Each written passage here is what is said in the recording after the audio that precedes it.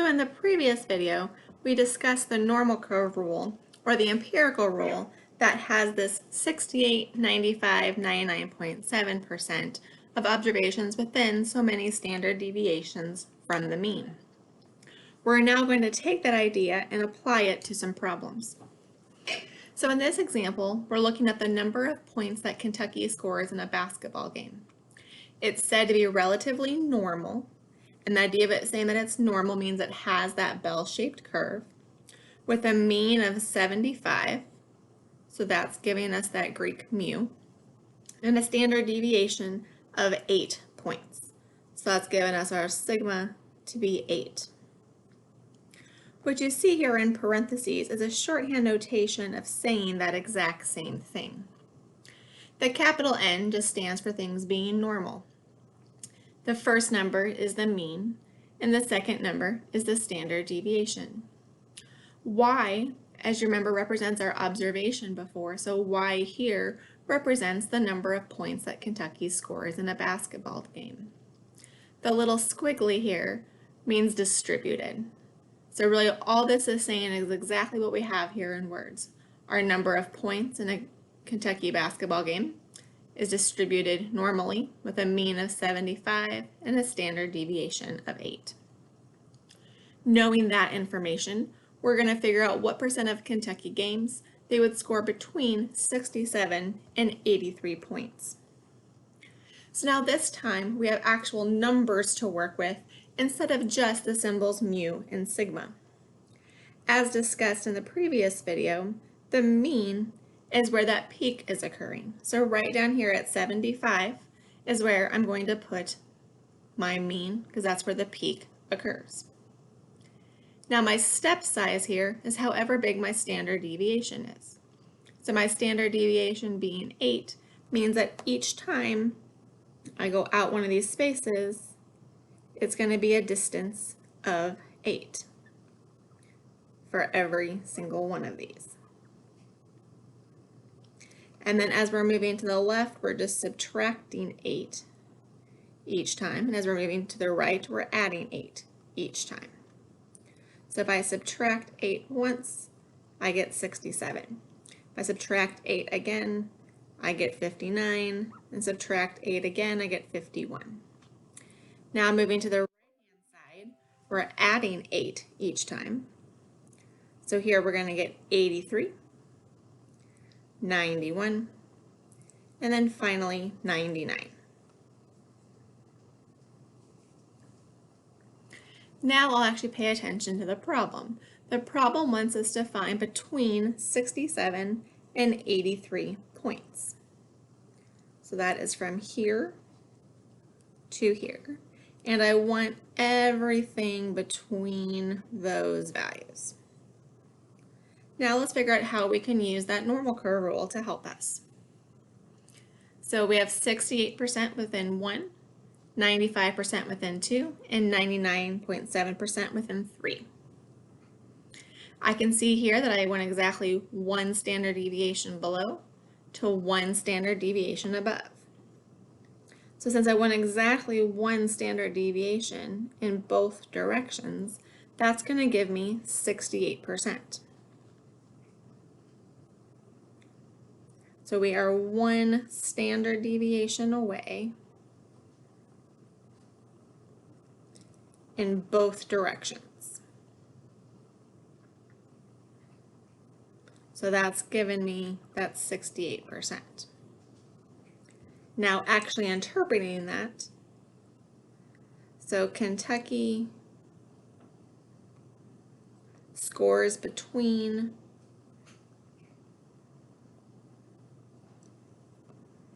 67 and 83 points in 68% of their basketball games.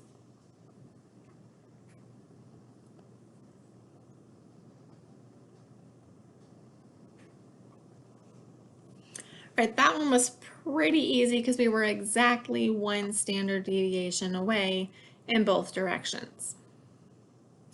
But this time I'm looking at what percent of Kentucky games would they score more than 59 points. Now first notice I haven't actually changed the setup. The mean is still 75.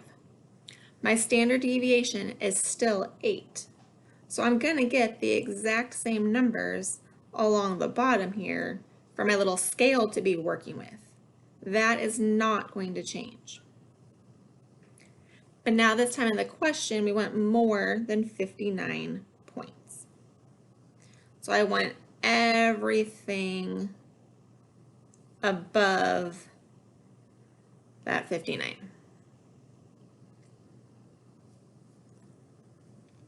So first, how far away is 59?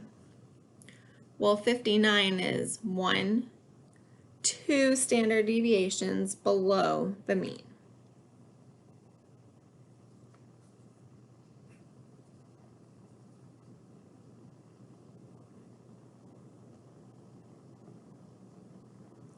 So what do I know about being 2 standard deviations from the mean?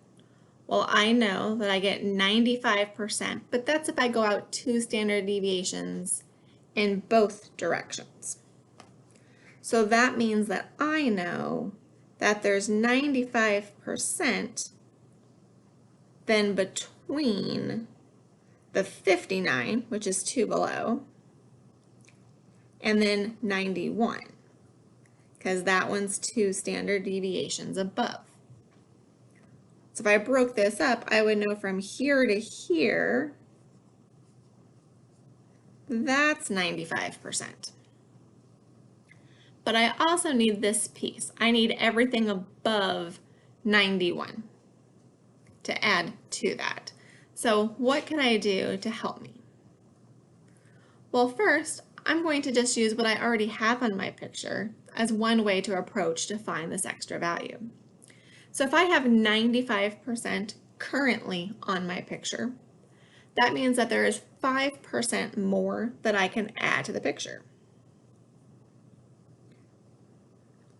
So overall, right, there's 5% more to add. But there's 2 different spots it can go, below 59 or above 91. So then that means that there's 2.5% below the 59 and 2.5% above the 91. So what that means for me is this shaded area here then is 2.5%. So then I can just add 95% plus this 2.5% to give me a total of 97.5%. So there's one way I can get that probability. Another way would be using our red picture that we have over here. Assuming you can create the red picture, of course, in the first place, because on exams you're not going to have this picture already broken up for you. I know I'm that mean minus 2 standard deviations, so I can just add my 13.5%, the 34%, the 34%, the 13.5%, the 2.35%, and the 0.15%. When I do that, I'm also going to get 97.5%. So either way that I do it, I'm going to get that same answer of our 97.5%. This way was a tad bit less work because I only needed to find that 95% and then know my picture added up to 100. So it was a little bit easier probably to do that way. So then overall, I can say that Kentucky scores more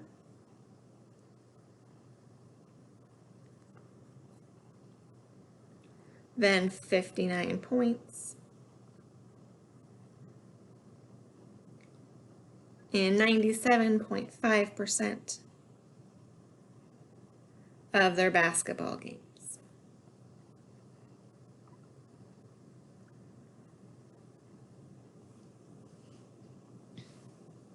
All right, if you would like, you could try the next one on your own and then pause the video and see if you match it. But here is the setup. we want to figure out what percent of Kentucky games would they score between 83 and 91 points. So I am going to be starting with the same scale along the bottom here, because again, my mean and my standard deviation has not changed. So my scale is going to be the same that I was working with. This time, we want that between 83 and 91. So if you were just using that red picture that we have, it'd probably be pretty easy to figure out here. The 83 is one standard deviation above the mean, and the 91 is two standard deviations above the mean. So I could see from my picture here that it's going to be 13.5%. But again, what if you hadn't already memorized those numbers? How would you know how to find it if all you remembered was the 68, 95, and 99.7? So here's what I would do. So 67 and 83 are both one standard deviation from the mean. So I know there's 68% between here and here. Now again, that's not the actual number I'm looking for yet, but that's going to be needed for me later. I then also know that between 59 and 91, that I get 95% in total. So of that 95%, that includes this 68% that I have here as well. So I'm going to start with that same idea that I did when I first drew the red picture. I'm going to take, well, I want 95% total, but I'm already got 68% on my picture, which leaves me with 27% to add to my picture. But that 27% is split up between this piece here and our pink shaded piece. So I'm going to take that 27% and divide it by 2 to get that 13.5%, which will both be this piece and the piece I'm actually trying to find here. So then I can say Kentucky scores between 83 and 91 points.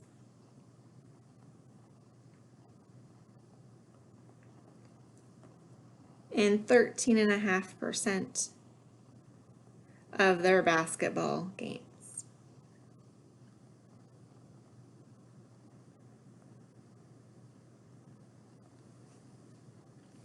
So those are a few examples of how to use the 68, 95, 99.7% rule to help us find some probabilities. But now let's relate this back to z-scores. So what are the z-scores for the values that we used above in the problems? Well, in the very first problem we did, we used the values of 67 and 83. So first is a little refresher. Our z formula is we take our observation minus the mean divided by the standard deviation. We already know for this problem that our mean was 75 and our standard deviation was 8. So now then really all I'm doing is plugging in different values of y. So if y is 67, what do we get for our z? Well, we're going to take 67 minus 75 over 8. And we're going to get -1. Well, recall, z tells us how many standard deviations we are from the mean and in what direction. So the fact that our z-score is negative tells us that we are to the below the mean or to the left of the mean. The exact value being 1 means that we are exactly 1 standard deviation below the mean. So what do you think I should get if I used a y of 83? Well, 83 here is 1 standard deviation above the mean, so my z should be positive, and technically it should be exactly 1 because it's 1 standard deviation above the mean. And notice that that is exactly what I get when I do that math. So if I want to think about this picture up here, where we're looking at the number of points scored in the basketball game, if instead I think about what these values would look like as z's, we just show that this 67 turns out to be -1, and that 83 becomes +1. Well, what am I going to get if I plug in 75 where I had the 67? Right, we're going to get 0 because we're going to have 75 minus 75. So we're going to have a 0 there. What should I get when I plug in the 59? Well, it should be negative because we're below the mean. And more specifically, we're exactly 2 standard deviations below the mean. So I'm going to get a -2 for a z when I do that. And then when I plug in 51, I would get a -3. For 91, we're now 2 standard deviations above the mean, so we're going to get a +2. For 99, we're now 3 standard deviations above the mean, so we're going to get a +3. So how this is really nice for me is when I look at this scale, eventually when I'm going to calculate some z-scores, I'm going to have an idea of what that value is going to be. For example, if I had the value of, say, 62, notice that's not an exact number of standard deviations away. However, I know it's going to be between 1 and 2 standard deviations below the mean. So I have a reference for where that number is going to fall, and that's how it's going to work every time that we use this scale. But then that does sort of bring up a question. So what if I asked you instead to find the probability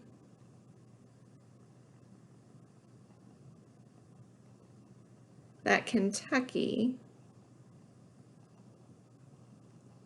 scores more than 80 points?